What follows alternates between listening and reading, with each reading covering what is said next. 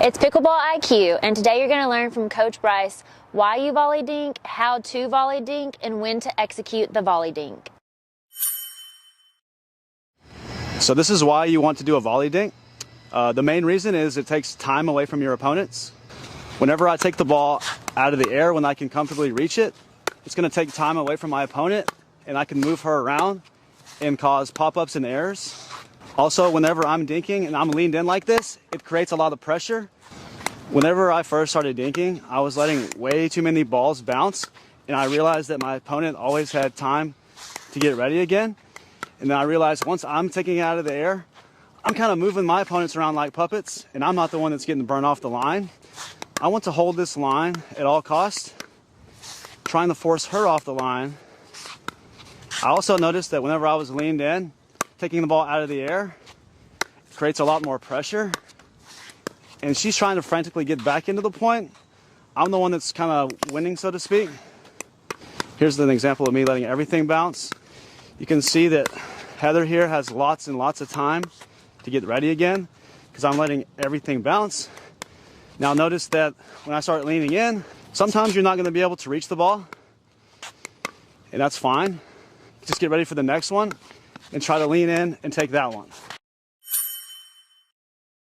Okay, so how to do a volley dink. The technique is pretty simple, but the first thing you want to do is go ahead and lean in and see how far your comfortable reach is. A lot of people, they learn how to volley dink and they want to lean in too far. This is not comfortable. And normally when you lean in like this far, you're going to make mistakes and possibly pop up the ball a little bit. You want to find your comfortable reach. Everybody has a different reach, so it's up to you to find that reach. Go ahead. So this feels comfortable for me. Go ahead. This is comfortable for me. And notice how I'm already leaned in.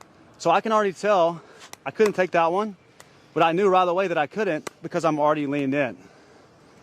If I'm like in this kind of ready position here and I have to go for it, there's a little bit of question of can I take it or can I not? Plus, when I reach in on the spot like that, that's a much harder shot, and I'm much more likely to pop it up instead of if I was leaned in like this, taking it out of the air comfortably. The technique, I'm trying to use my arm and shoulder because those are going to be way more stable than the wrist. When you use your wrist, when you break your wrist like that, yeah, you can get a little bit of extra spin on the ball, but you're causing a lot more possibility for errors and pop-ups. You want to just nudge the ball over with your arm and shoulder. The larger muscles give you way more stability and allow you to just barely tap it over. So I want you to lean in comfortably and show me the swing like this. These are all the balls that you would volley. You're going to take all those out of the air. That's your comfortable reach. Now lean in a little bit farther. Don't want to do that. That's going to cause errors and pop-ups. Go back to your comfortable spot. Yes, take all those out of the air, and I just want you to try to place them in my kitchen. So you leaned in, good. Bounce it in the kitchen, the backhand, nice. Take it out of the air, good. So before I'm hitting the ball, you should already be leaned in, waiting on it. Okay, so classic example right there. That was probably leaned in a little bit too far. Have to let that one bounce. That's a great shot. Lean in, good shot. All right, so you leaned in comfortably, trying to take it out of the air. Okay, not bad, but go ahead and open up your paddle angle a little bit more. Yeah, like that. Good, there you go. Nice, that's good. So Ryan here is being way too wristy. He needs to start using more of his arm and shoulder, relying more on the big muscles and stop using so much wrist. Down the road, if he wants to add a little bit of spin, top spin or slice, he can do that. So when you would do the volley dink, you want to be leaned in when the other opponent is under some kind of pressure. So if the opponent puts their head down, that's a good time to lean in. If you just hit a great offensive dink that makes them have to like move laterally, left to right, that's when you would be leaning in. You don't want to leave in when you hit a dead dink and you think they might speed it up at you. That's when you would want to be more ready for like the counter kind of position off of a dead dink. All right, so some examples on when I would do a volley dink is when my opponent's head goes down like that. I'm going to be leaned in. So I'm always trying to make my opponent's head go down so that I can lean in. So if I hit a nice aggressive dink that causes my opponent to move around a lot, I'm going to be leaned in for the next ball like this. If the head goes down, I'm leaned in for the next one. I don't want to lean in on a dead dink that I think she might speed it up because I need to be ready to counter the ball. Okay, so one progression on how you can learn the volley dink is you and your practice partner, one tosses the ball towards the line, and your teammate prevents the ball from hitting the line or the blue, taking the ball out of the air, working on the volley dink. The reason we're tossing is so that the ball can be very consistent on placement. So Heather's trying to take the ball out of the air, but trying to get it to land in my kitchen at the same time. So those are a little bit too deep. She needs to shorten it like that one. That was perfect. I'm tossing, trying to get her line. She's preventing it. That's perfect. All right, so her first step is to try to get it out of the air in the middle of my kitchen. And then once she gets more comfortable hitting all the balls in the middle of my kitchen, she wants to start taking them out of the air, working me corner to corner here. So on this next few, just try to take it out of the air and put it left and right. Trying to move me around. It's no big deal. So out of the air, yeah, that's really good. Make me have to take a step like that. Trying to move me around like a puppet. Okay, so out of the air, nudge it over. Make sure you're leaned in. That's good. Lean in, nice. Good, that's very good. Almost a little bit too much of a reach. Step two is I'm gonna throw some that she cannot reach comfortably, and then I'm gonna mix in some that she should protect the line.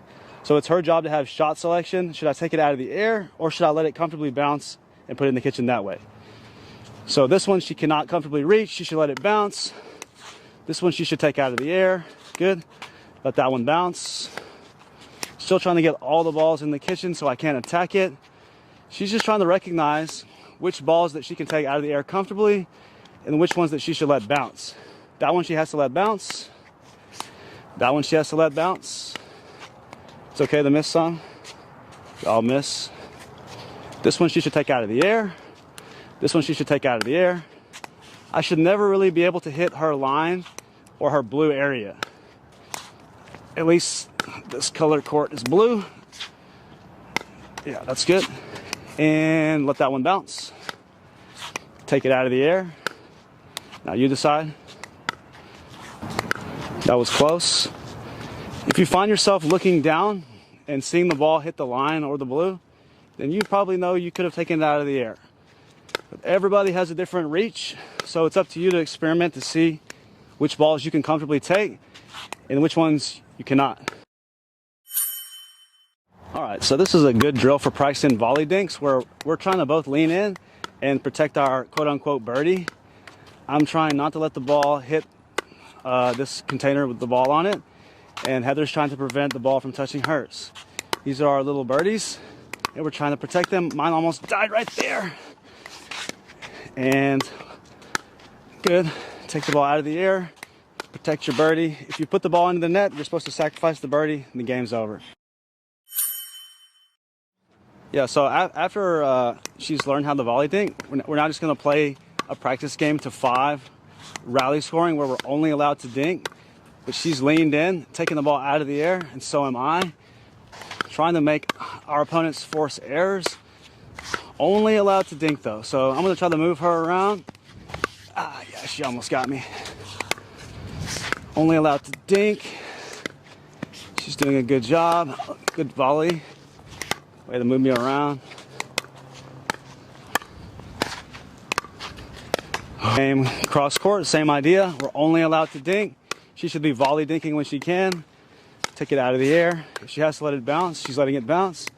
So I'm going to apply a little bit of pressure to her as well. That's 1 point for me, so 1-0. Good volley dink. It's all right, 2-0.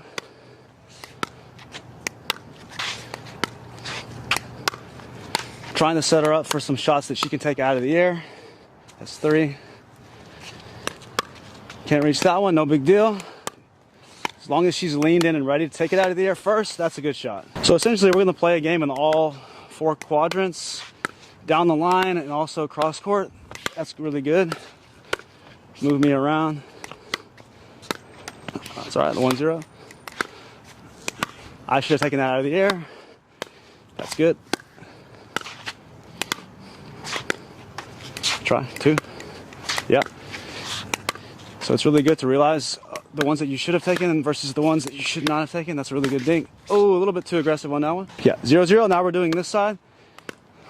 Working on the volley dink still. She's leaned in, taking it out of the air. She just beat me with a dink. Very good. So for more tips like this so you can enhance your pickleball IQ so you can play harder And smarter. hit that subscribe button down below, ring the notification bell so you get notified when we put up new videos. Hit the like button because it really helps us with the YouTube algorithm. Drop a comment if you like. All right, until next time, see ya. Bye.